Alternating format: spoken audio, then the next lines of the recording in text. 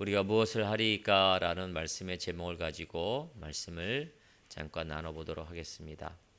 제가 어제 그저께인가요? 집사람과 이렇게 유튜브를 보는데 어떤 분의 강의를 듣고 제가 참 어떤 설교에 많은 어떤 동력을 얻었습니다. 그분이 하시는 말씀이 이거예요. 여러분 메이크업 아시죠? 여성분들 네 화장이라고 그러잖아요. 네, 화장의 기본은 뭐라라고 이렇게 정의를 내리더라고요. 여러분 여성분들은 잘 아시겠죠. 요새 남성분들도 화장을 많이 하시는데 여성분들에 있어서 화장의 기본은 그 강사분이 얘기하시길 딥 클렌징이다라는 것이죠. 세안이 기본이 된다는 거예요. 그러니까 화장을 잘 먹고 잘 하기 위해서는 뭐가 가장 기본이 돼야 되냐면 잘 씻는 거예요. 얼굴을 잘 씻고 세안을 잘 해야 피부도 고와지고 화장이 잘 된다라는 것입니다. 여러분 화장하실 때 화장의 기술보다는 먼저 잘 닦아내야 돼요. 그래야지 건강한 피부에 그리고 건강한 얼굴에 화장을 했을 때 아주 진하게 안 하더라도 기초 화장만 하더라도 참 아름답게 보이고 이쁘게 보이는 것이다. 이걸 우리 신앙과 좀 연관되어 보면 우리 신앙의 기본은 무엇일까? 라는 생각을 하는데 우리 신앙의 기본은요. 오늘 이 화장과 비교하다 보면 뭐가 될까요? 예배? 아니죠. 예배도 맞겠지만 잘 씻어내는 것이에요. 우리에게 있어서 신앙에 잘 씻어내는 부분이 뭘까요? 오늘 본문 말씀에 보면 회개. 회개, 죄에 대한 부분들을 잘 씻어내야 우리의 신앙이 건강할 수 있다라는 얘기입니다. 그런데 오늘 누가복음에서는 이 회개라는 부분을 한 단계 더 나아가서 무엇까지 요구를 하냐면 회개만 하는 신앙의 모습이 아니라 따라합시다. 회개에 합당한 열매를 맺자. 네, 이거예요. 우리가 회개라는 그러한 한번 회개하고 하나님 앞에 잘못을 구하고 그런 모습이 회개의 모습이라고 생각되어지는데 누가는 그렇게 생각 안 했어요. 진정한 회개는 뭐다? 그에 따른 합당한 열매들을 맺는 것이 진정한 회개의 모습이다. 우리가 건강한 신앙생활과 온전한 하나님의 자녀 그리스도인으로서 살아감에 있어서 필요한 것은 날마다 회개해야 됩니다. 그렇죠? 그런데 날마다 회개만 하면 되는 것이 아니라 그 회개에 합당한 열매가 맺혀져야 그것이 진정한 회개의 삶, 그리스도인의 삶, 건강한 삶이 된다는 것입니다. 여러분 우리 안에 회개에 합당한 열매를 우리가 지금 과연 맺고 있는가? 이 부분을 한번 생각을 해봐야 돼요. 여러분 회개만 했지 그에 대한 합당한 열매를 요구하는 성경의 이 요구에 우리는 열매를 맺고 있는가? 목사님 회개에 합당한 열매가 무엇인지 모르겠어요. 자, 그러신 분들은 오늘 배우시면 됩니다. 이 설교 말씀을 통해서 깨닫고 그것을 우리 삶에 맺혀질 때 그것이 진정한 회개의 삶, 그리스도인의 모습이에요. 자, 오늘 말씀을 보면 두 종류의 대상들이 나옵니다.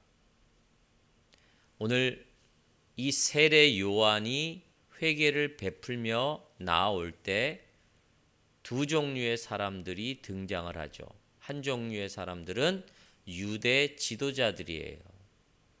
그리고 또한 무리는 무리들이라고 표현을 하고 그리고 세리들이라고 얘기를 하고 그리고 군인들이라는 그러한 대상들이 나옵니다. 그래서 이 두 종류의 대상을 비교를 하면서 회개에 합당한 열매를 설명하고 있습니다. 자, 먼저 유대 지도자들을 향하여서 세례 요한은 무엇라 얘기하느냐라는 것을 살펴볼 필요가 있겠죠.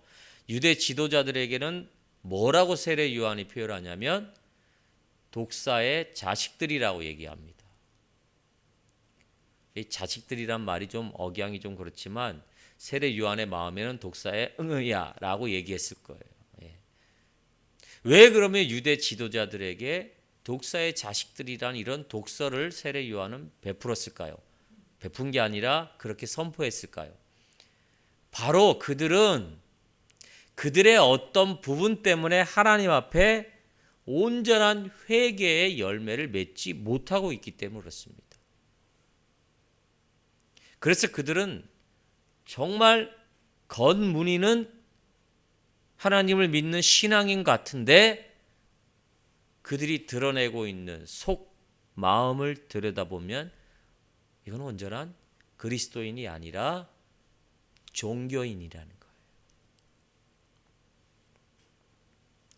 그들이 유대 지도자들이 가지고 있는 문제점이 과연 무엇이었을까요? 우리의 현대 신앙생활함에 있어서 이 부분이 우리들에게 있는지 없는지 한번 우리는 살펴봐야 될 필요가 있어요. 그들에게는 첫 번째로 뭐가 있었냐면 자만심이 있었어요. 자만심.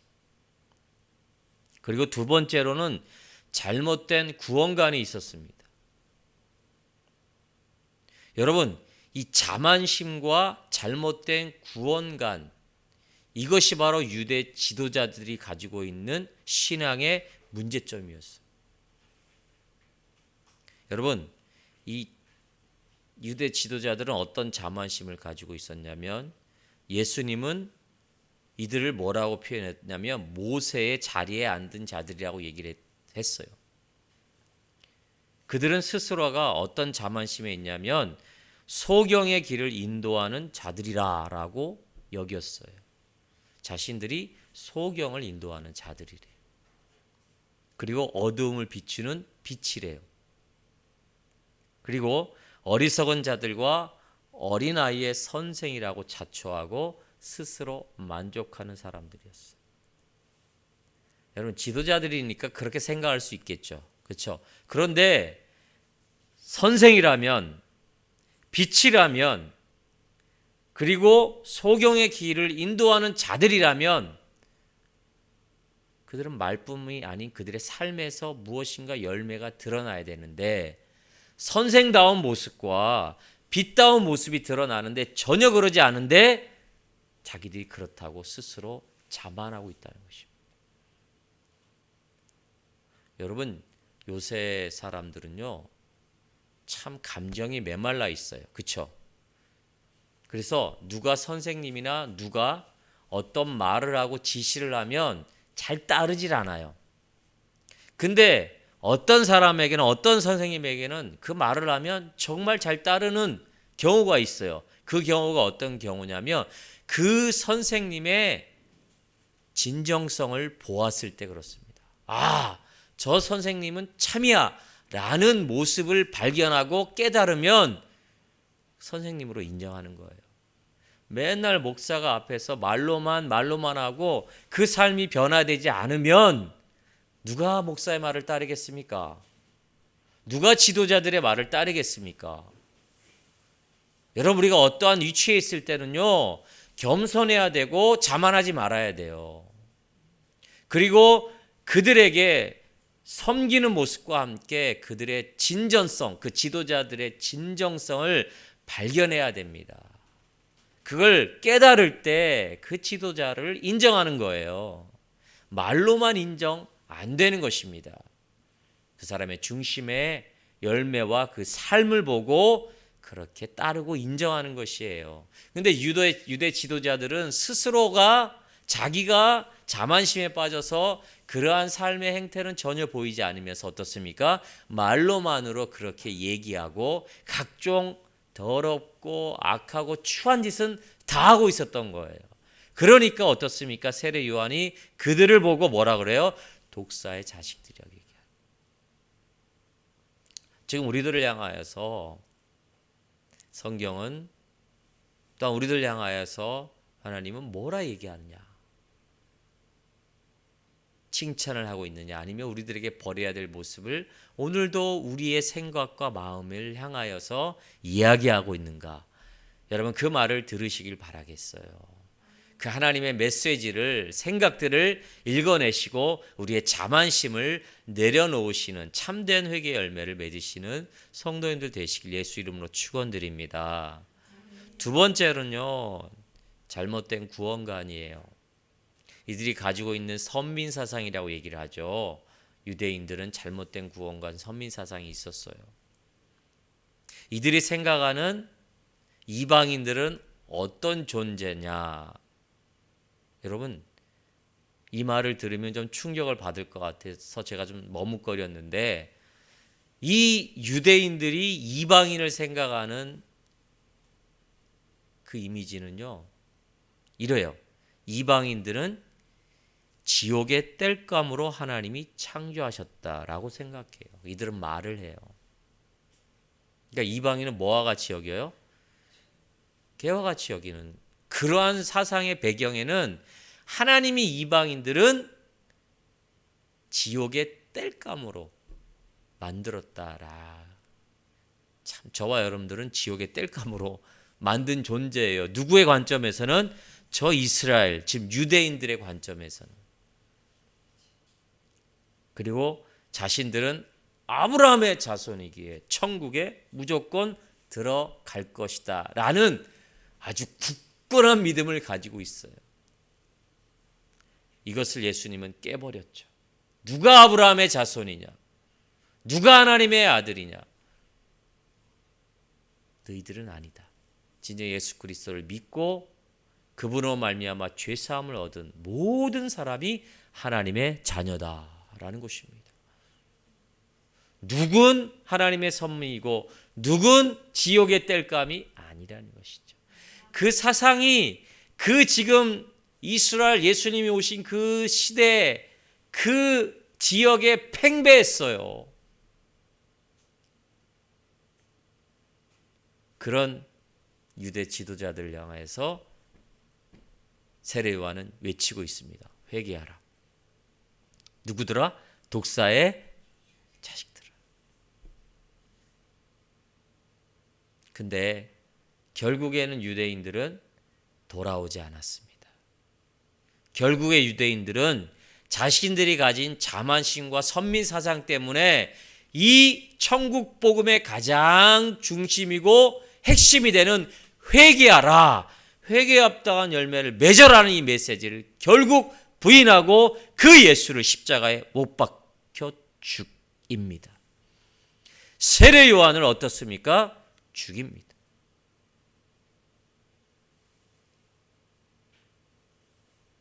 여러분, 우리가 온전히 그리스도인다워지는 것은 말뿐이 아닌 잘못된 신앙관의 모습으로 우리의 신앙의 모습을 그렇게 나아간다면 정말 이것은 우리가 하나님이 원하시는 참된 그리스도인으로 나갈 수 없는 것이에요. 여러분, 교회 다닌다고 해서 내가 직분이 어떻다 해서 나는 예수 믿었으니까 나는 천국 갈 거라 해서 다른 사람들을 참 다른 존재를 어떻게 보면 낮은 존재로 여기시면 안 됩니다. 우리가 믿었다면 우리의 삶을 통하여서 온전한 신앙의 아름다운 열매를 드러내고 그 열매로 그들을 섬기는 사랑의 온전한 모습이 우리들에게 필요한 것입니다. 그런 분들 되게 많아요. 우리 교회는 뭐 엄청난 교회야. 몇만 명의 교회고 뭐 교회 이름만 들어도 그 브랜드가 어쩌고 그걸 되게 자랑스럽게 여겨요. 그리고 작은 교회, 조그만 교회 다니면 그런 교회 다니냐고 말이야. 이런 모습으로 대하는 사람들이 너무 많아요. 큰 교회 다니면 무슨 선민사상이 거기 있습니까? 작은 교회 다니면 뭐 쫄립니까? 이상한 겁니까? 여러분 그러시면 안 돼요. 다 똑같은 하나님 믿는 것입니다. 이곳의 예배를 하나님 받으시고 우리를 하나님의 자녀로 인정해 주시는 거예요. 큰 교회면 큰 교회만큼 그런 거예요. 절대 자만심과 잘못된 신앙관을 가지고 여러분 우리의 신앙생활을 역류하지 않기를 예수 이름으로 부탁드리겠습니다. 그것이 나중에는 결국 하나님의 복음을 받아들이지 못하는 아주 큰 가림막이 되어버려요. 그러면 또 다른 부류가 있습니다. 오늘 나오는 이 세례 요한의 메시지를 듣고 어떻게 합니까? 라는 질문에 회개에 합당한 열매를 맺기를 구하며 세례 요한에게 무엇을 하면 되리까? 라고 묻는 그 대상들이 있었어요. 무리들이 있었어요. 자, 그 무리들이 어떠한 말씀을 듣고 그대로 행했는가에 대한 부분들을 살펴보도록 하겠습니다. 자, 첫 번째로 이 무리들에게 세례 요한은 뭐라 얘기하고 있냐면 가난한 이웃에게 나누어 주라라고 얘기했습니다. 회개에 합당한 열매는 가난한 자들에게 나누어 줘라. 여러분, 가난한 자들에게 나눠 주시길 부탁드리겠습니다. 근데 여기서 보면 이 시대에는요, 이 하루에 2끼를 먹으면 서민이야. 하도 로마 시대와 그 다음에 유대 지도자들과 그런 정치인들, 이런 사람들이 얼마나 많이 서민들의 것을 뺏어가고 착취를 했으면 하루에 2끼를 먹으면 이건 서민이야. 중산층인 거예요. 여러분, 요새는 하루에 2끼 먹으면 우리가 서민일까요? 요새는 너무 넘쳐가지고 2끼 먹으면 상위층이야. 네, 다이어트 때문에. 그래도 우리 사회에 보면 하루에 한 끼도 못 먹는 아이들이 있더라고요. 세계적으로 보면 그 한 끼도 제대로 못 먹는 아이들이 있더라고요. 근데 유대 사회에서는 2끼를 먹으면 괜찮게 사는 부류에 속했어요. 여러분, 이스라엘 전체에게 흐르는 하나님의 메시지가 뭘까요? 유대 공동체에게 전해지는 메시지는 그거예요. 너희들은 타작을 하더라도 다 거두지 말라. 이삭을 내버려 두라. 그쵸? 종들을 희년에는 다 풀어주라. 이 나누고 섬기고 함께하는 공동체가 바로 유대 공동체였단 말이죠. 이런 공동체 흐름의 나눔과 이웃에게 베풀어줌의 사상들이 다 사라졌어요. 누구 때문에? 그들의 이기심 때문에 그랬다는 거예요. 근데 세례 요한은 부자들에게 너희들 나눠주라 얘기한 게 아니에요. 지금 하루에 2끼를 먹고 있는 중산층, 그래도 한 끼 정도 먹을 수 있는 사람, 그들에게도 너희들이 하나님이 너희들에게 주신 이 나눔의 온전한 모습을 행해라 라고 얘기하고 있는 거예요. 여러분, 우리가 저는 가진 게 없어서 저도 굶어요. 저도 힘들어요. 그러나 우리보다 더 힘들고 어려운 자들에게 우리의 것을 다 내어주라는 것이 아니라 우리의 것을 일부를 그들에게 나눠주는 이 삶의 온전한 모습이 뭐예요? 회개에 합당한 열매를 맺는 그러한 신앙의 모습이에요. 여러분, 어느 순간에 보면 어느 상황에 딱 처하면 정말 내가 그 상황과 그 사람을 도와주고 싶은 마음이 불같이 일어요. 그러니까 하나님 주신 마음이라고 생각하시면 돼요. 네. 그때는 과감히 한번 드려보세요.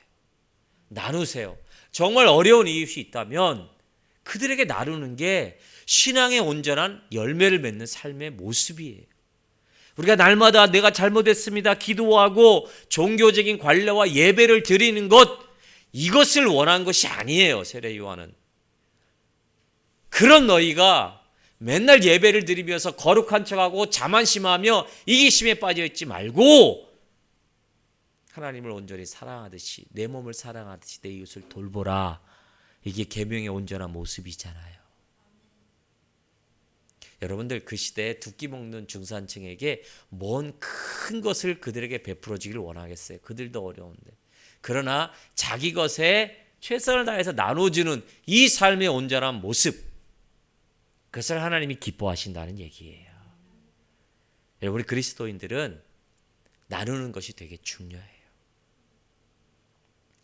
나와서 우리가 100번 예배하며 은혜를 하고 뜨겁게 기도하는 것도 중요하지만 우리들에게 우리 환경에 있는 처한 이웃들을 용서하고 그들을 섬기며 그들에게 그리스도의 사랑을 작게나마 내가 가지고 있는 상황에서 전하는, 나누는 이 모습이 바로 회개에 합당한 열매를 맺는 신앙인의 모습임을 믿으시길 바라겠어요.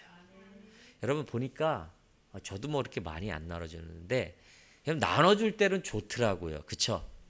내가 손에 대고 나도 이런 마음이 있는데 그래도 다른 사람에게 좀 뭔가 이렇게 도와줄 때로 마음 어떠세요? 기분 안 좋으세요? 좋죠. 받는 것보다 저는 어떨 때는 받는 게 좋았는데 주는 게 더 좋은 것 같아요. 네. 맞아요. 콩 한 쪽이라도 나눠 먹으면 주는 게 더 좋은 거예요. 하나님 나라의 신앙의 정신은 뭐예요? 나누는 거예요. 할렐루야. 나눠야 돼요. 나눠. 콩 한 쪽이라도 나누는 신앙의 모습이 우리들에게 필요한 거예요. 자, 두 번째로는 회개에 합당한 열매. 두 번째는 탐심을 버리는 거예요. 탐심. 여러분 13절에 보면 이 세리들을 향한 메시지인데 세리들이 세례 요한의 세례를 받고 나서 마음에 야 이거 어떻게 해야 돼? 도끼 나무 위에 도끼가 딱 벌써 있었다는 찍혀 있다는 그래서 열매 맺지 못하는 것들은 다 찍어 버린다 그랬다고. 이 말을 들은 세리들은 어떻습니까? 그럼 우리가 무엇을 해야 되냐? 그때 세례 요한이 뭐라고 그랬냐면 야 정한 것 외에는 거두지 말라. 여러분 이 시대 세리들은 어떤 존재들이에요?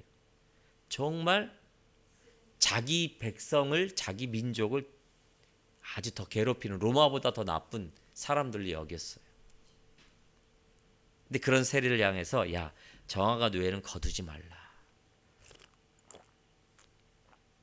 여러분 탐심을 버리라는 것은 그거예요. 탐심은 우상이에요. 우상. 왜 세리들이나 우리가 이런 탐심을 버리지 못할까? 이거는요.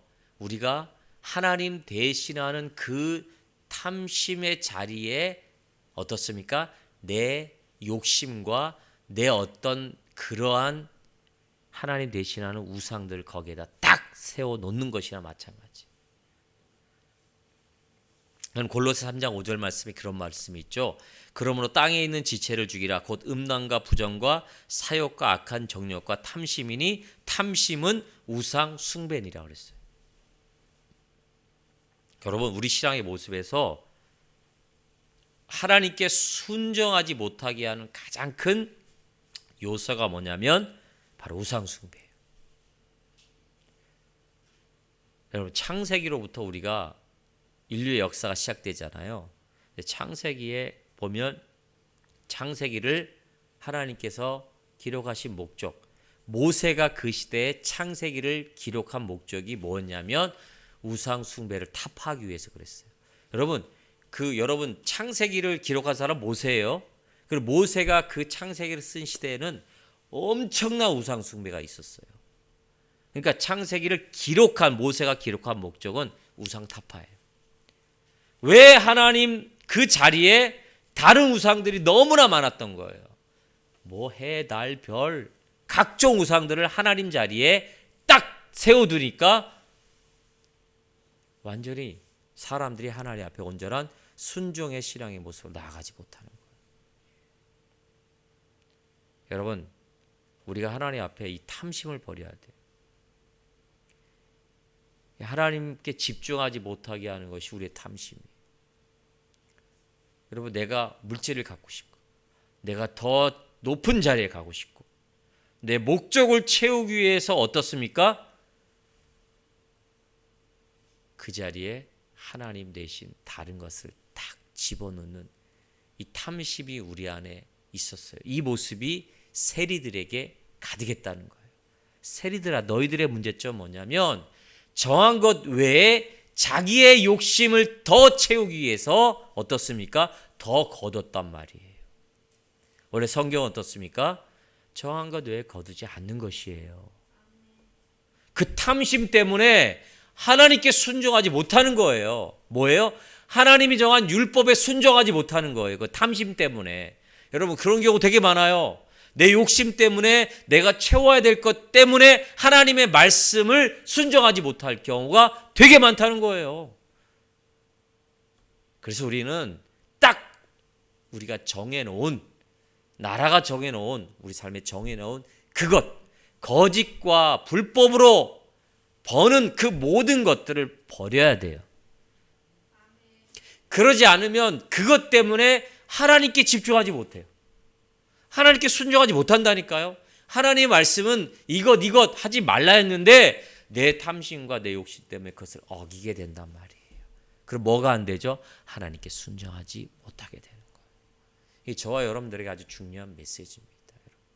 그게 다 우상이라는 것이에요. 우상의 모습을 버리시길 예수 이름으로 부탁드리겠습니다. 탐심을 버릴 때 온전한 하나님께 순종하게 되고 그 순종의 모습을 통하여 우리가 회개에 합당한 열매를 맺게 되는 것입니다. 마지막으로는요, 셋째는 정의를 행하는 것이어서 정의를. 이 정의를 행하라라는 대상이 누구였냐면 군인들이었어요. 군인들. 그 세례 요한이 회개를 베푸는 현장에 군인들도 왔었는데 이 군인은 로마 군인들이 아니에요. 그때 유대 사회를 지키는 아마 경찰, 민정 경찰 그 사람들이었던 것 같아요. 그들에게 우리가 어떻게 하리까라고 묻는 그들에게 세례 요한은 강탈하지 말라. 그들도 아마 세리가 똑같이요, 자기들의 어떤 그 직위를 가지고 강탈을 하는 경우가 되게 많았었나 봐요. 그래, 거짓으로 고발하지 말라. 여러분 우리 삶에 거짓으로 다른 사람에게 고발하는 경우가 많아요. 지금 사회에 이슈되는 문제들조차도 보세요. 누구는 참이라고 그러고 누구는 아니라고 그러고 분명히 한쪽은 참이고 한쪽은 거짓이에요. 드러나게 돼 있거든요. 거짓이 난무예요. 그래서 거짓이 참으로 되는 참 그런 경우가 너무 많아요. 여러분 우리들의 모습에 있어서 거짓을 버려야 됩니다. 공의, 정의롭게 우리의 삶, 우리의 환경과 우리의 직장과 우리의 삶에 그렇게 살아가는 모습이 우리들에게 필요한 거예요. 그게 회개에 합당한 열매라니까요. 순간 그 상황을 모면하기 위해서 거짓을 행하는 이 순간의 유혹들이 우리 안에 너무나 많아요. 그렇지 않습니까? 예. 요거 한 번만 거짓을 하면 잘 넘어가면 되겠다라고 해서 순간 거짓말을 해요. 그리고 그 거짓을 나에게만 국한시키는 것이 아니라 그 거짓으로 다른 사람을 피해보게 만들어요. 그 경우가 성경엔 다윗이잖아요. 우리 안에 밧세바를 취할 때 그 거짓을 통해서 그 상황을 모면하고 도리어 어떻습니까? 더 나아가 죽여요. 우리아를 죽여요. 죄라는 게 그렇습니다. 여러분. 그리고 이 군인들에게 너희 받는 급료에 족한 줄 알라. 예. 받은 급료에 족하고 더 이상 착취하지 말라는 거예요. 여러분 받는 급료에 여러분 족하십니까? 더. 그게 하나님 제가 더 주시면 더 하나님의 일을 열심히 하겠습니다 라는 차원이겠죠? 집사님? 아니에요? 우리는 더 요구하죠. 그렇죠? 이게 급료라는 것이 내가 꼭 무슨 일을 해서 월급을 받는 게 아니에요. 내 생활에 필요한 것들을 하나님이 주시면 그 주시는 것에 족하는 줄 알아야 돼요. 근데 중요한 건 그것을 감사하게 여기느냐 그렇지 않느냐의 차원이 틀려요. 여러분 그것을 감사하게 여길 때 하나님은 더 큰 것을 주셔요. 이게 하나님의 법칙인 것 같아요. 근데 요만큼 줬다고 하나님은 왜 전능하시고 못하시는 게 없고 우주의 소유자 되신 하나님이 왜 나한테는 이렇게 주십니까? 더 주셔야 되지 않습니까? 왜 하나님의 자녀가 맨날 이렇게 찌들고 쪼들고 이렇게 배고프며 살아야 됩니까? 여러분 그런 생각 많이 하시죠? 이제 그런 관점보다는 거기에서 그래도 하나님 제가 굶지 않았어요. 예, 그래도 살아왔나요? 한날을 들어보니까 감사해요 라고 고백하면 하나님이 그 감사를 받으시고 더 큰 것으로 우리들에게 주셔요. 이게 성경이 누리고 하나님의 법칙입니다. 그런 생활을 할 때 우리 안에 뭐가 싹 트냐면 정의로운 삶의 모습이 열매를 맺게 되는 거예요. 여러분 평상시에 내가 정의롭고 내가 족한 줄 알고 거짓으로 행하지 아니한 삶을 살면 결정적일 때 그런 결정을 내려요.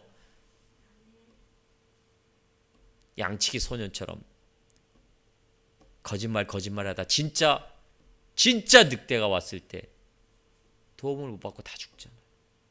우리 삶에 이 작은 삶의 모습에서 어떠한 신앙의 그 모습을 보일지가 되게 중요한 거예요. 여러분 절대 정의로운 사람은 절대 훈련되지 아니하고 습관화되지 않으면 정의로운 말을 못합니다. 그 환경에 눌리게 됩니다.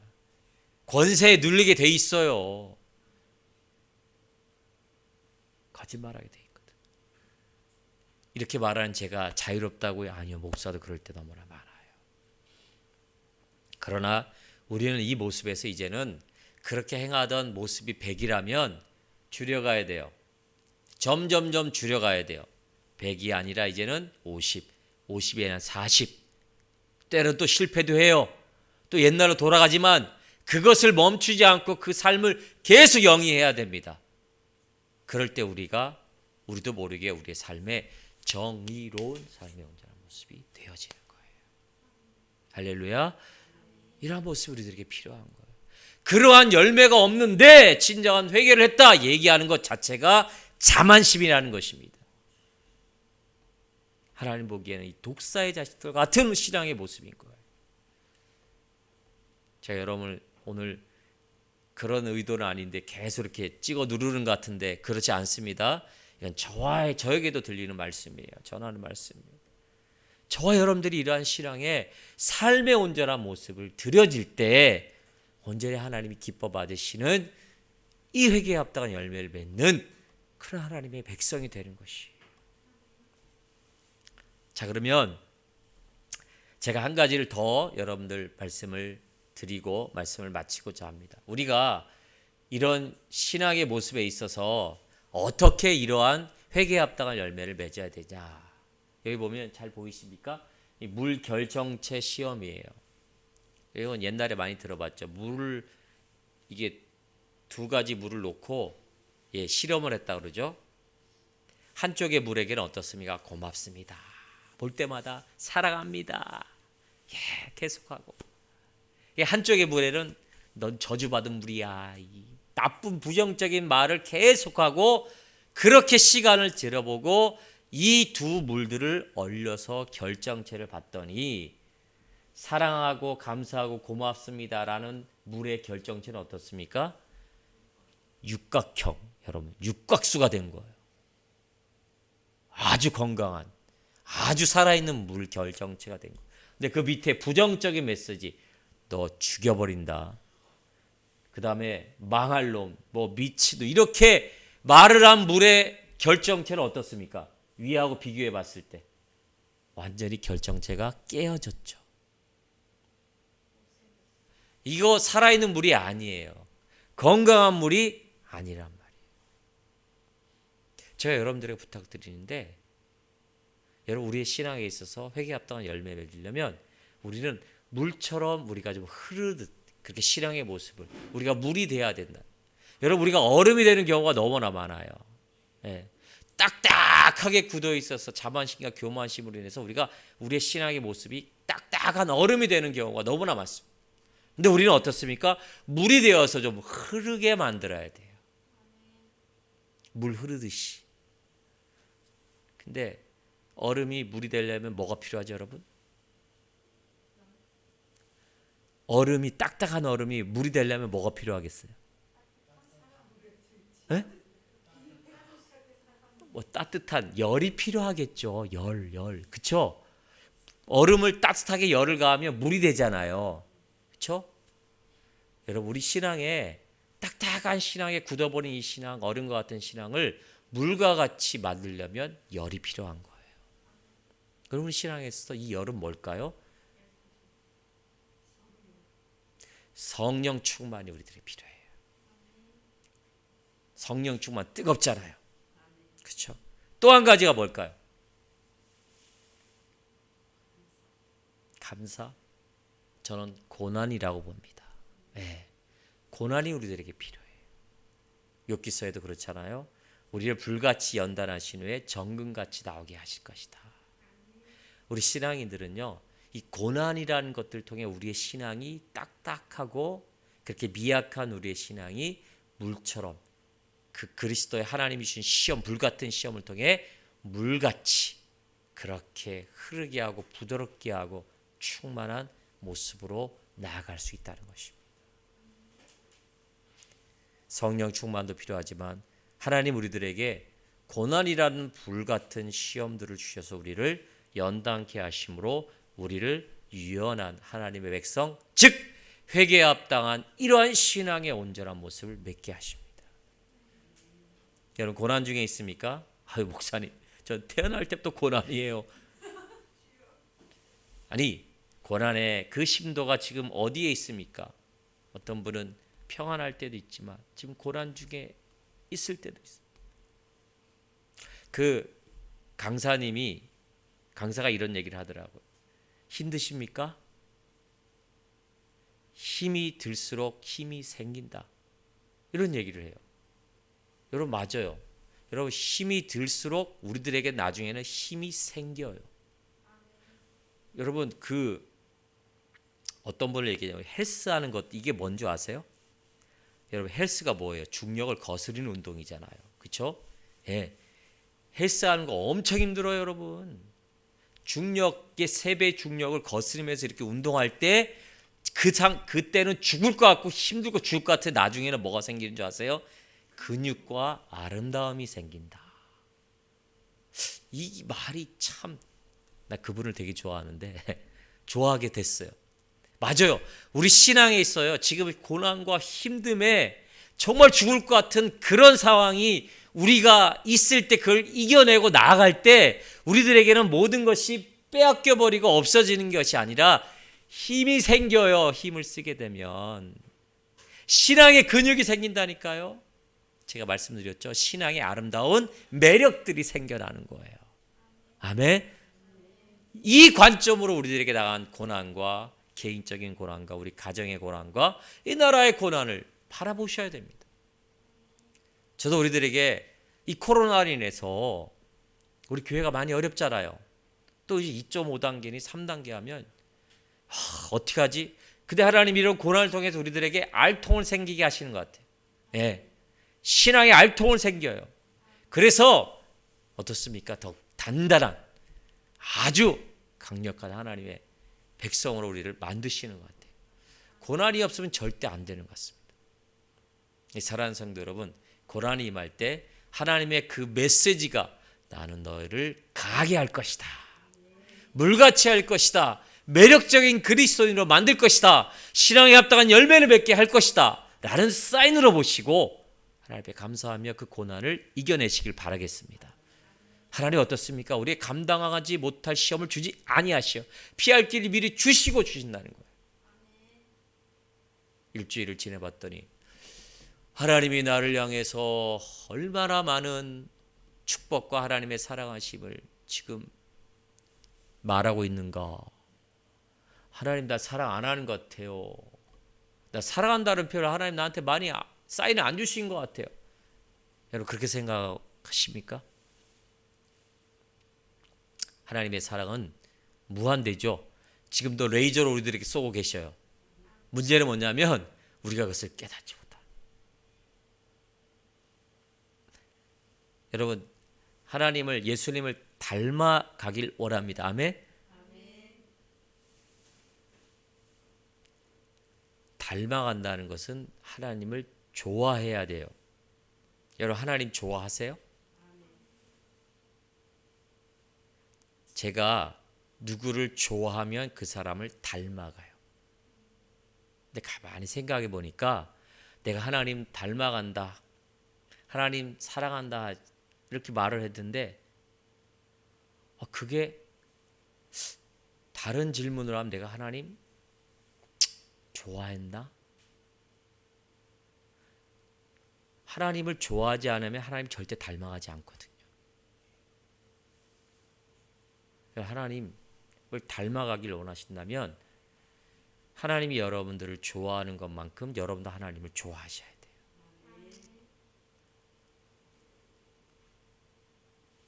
전사님 제가 좋으세요? 장로님이 좋으세요?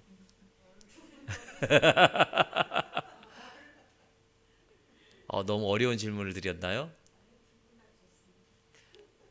저에게 있어서 목사님은 사모님이 좋으세요? 애 둘이 좋으세요? 라는 질문하고 똑같은 건가요? 아버지를 닮아간다는 사람은 아버지와 엄마와의 관계가 아주 좋은 사람이에요. 여러분, 그런 자녀들을 제가 되게 많이 봤어요. 저는 우리 아빠 엄마를 닮기를 원합니다. 우리 아빠 엄마 같이 살기를 원합니다. 그런 애들 보면 아빠 엄마의 관계가 좋아요. 예. 그러니까 좋으니까 아빠 엄마를 닮게 돼요. 근데 우리 애들 보면 어릴 때 보면 아빠 엄마 닮기를 얼마나 좋아합니까? 근데 얘네들이 초등학생, 중학생 되면 왼수가 돼버리죠. 그렇죠?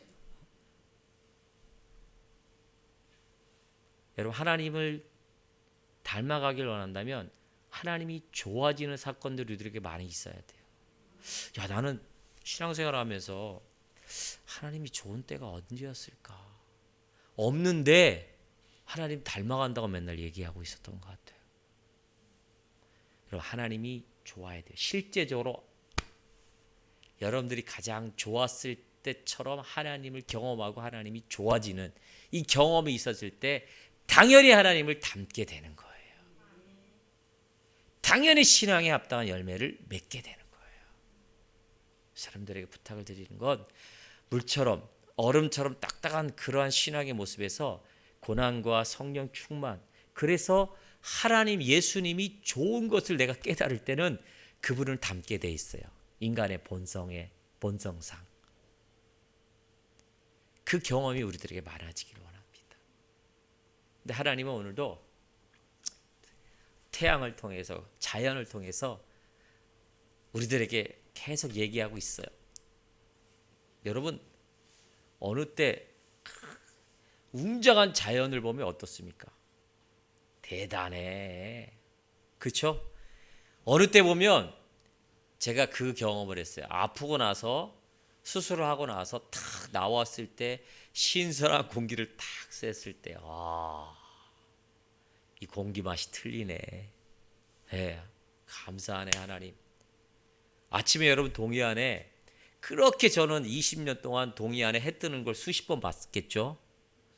근데 서울에서 오는 사람들은 그 해 뜨는 거 모르고 무한 감사 영광을 돌려요. 엄청난 감격을 하는 거야. 나는 맨날 뜨는 해인데. 근데 제가 요새 그걸 느껴요. 이제 떠나 있었잖아요. 여기 도시에 와서. 가끔가다 시골에 가서 아침에 해를 뜨는 거 보면 와, 이래서 사람들이 감탄하는구나. 좋은 거예요. 그게.